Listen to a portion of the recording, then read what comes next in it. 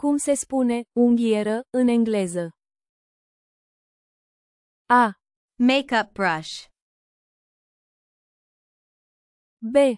Lipstick tube. C. Nail clipper. D.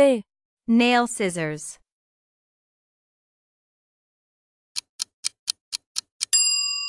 Răspunsul corect este opțiunea C. Nail clipper. Cum se spune pensulă de machiaj în engleză? A. Nail clipper. B. Makeup brush. C. Lipstick tube.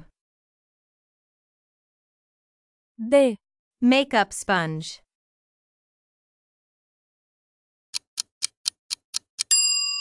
Răspunsul corect este opțiunea B. Makeup brush.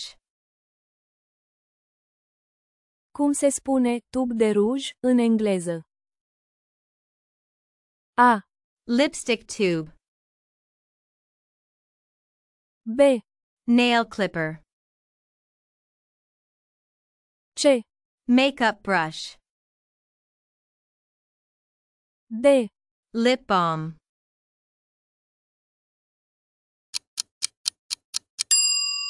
Răspunsul corect este opțiunea A. Lipstick tube.